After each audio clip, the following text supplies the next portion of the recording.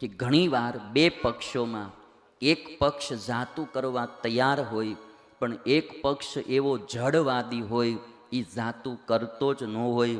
ત્યાં કોઈ દી સમાધાન કરાવાય જાવું, કારણ કે ઓલાન બિચારાને અન્યાય થશે બીજા પક્ષને. ત્યાં ક્યાં સમાધાન કરાવું? કૃષ્ણએ બધી ટ્રાય કરી. કૃષ્ણએ સમાધાનની ટ્રાય તો એટલા માટે જ કરી, ગામ આપણને કહે નહીં કે કાંઈ તમે સમાધાન માટે મહેનત જ ન કરી, બસ. બાકી કૃષ્ણનો નિર્ણય પહેલેથી હતો કે આ સુધરે જ નહીં. અમુક માણસ કોઈ દી સુધરે જ નહીં, મેં કીધું ને એમ. એની અરે પછી અન્યાય ન કરો. બે ભાઈઓમાં પડવું હોય તો એ ધ્યાન બહુ રાખવું.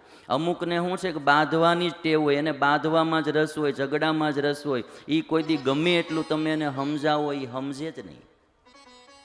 અમુક પતિ પત્નીઓ એવા હોય, કેટલીક વાર સમાધાન. એક ભાઈનો ફોન મને આવ્યા કરે 3 મહિના થયા. મને કે હવે આ મારા પત્નીનું મારે શું કરવું?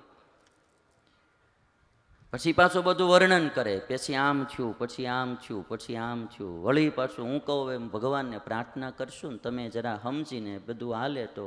મને કહે તો પછી બહુ મને હેરાન કર્યા કરે છે તો હું છૂટાછેડા લઈ લઉં કે પછી એમનું એમ રહેવા દઉં?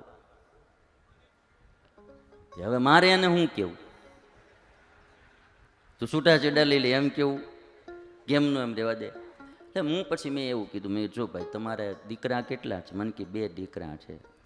મેં કીધું બને ત્યાં સુધી તમે ભેગું હાંકો તો સારું. મેં કીધું હવે આ મતદરીએ નાવ પોગ્યું કહેવાય.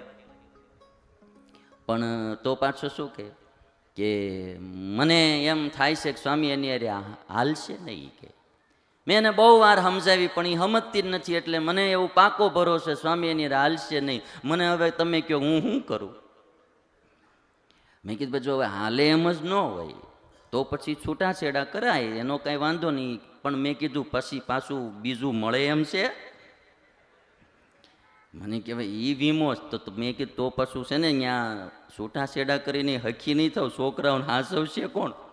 હા એ કે તમારું સાચું. એ પાછી એમ કહેશે કે છોકરાઓને હું ભેગા નહીં લઈ જાઉં. એ બી તમારી વાત કે રાઈટ છે.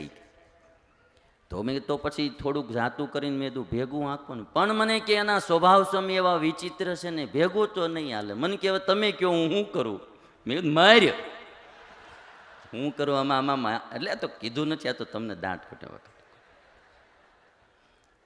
અમુક સમજે એમ જ ન હોય, એને સમજાવવાને શું? એની હારે મીટિંગે, હું તો એવું કહું છું કે અમુક માણાની હારે મીટિંગે ન કરાય. અમુક જિદ્દી માણાને જડ માણા હોય ને એને તો નાક શરમ ન હોય, આબરૂ આપડી જાય. અમારા શાસ્ત્રો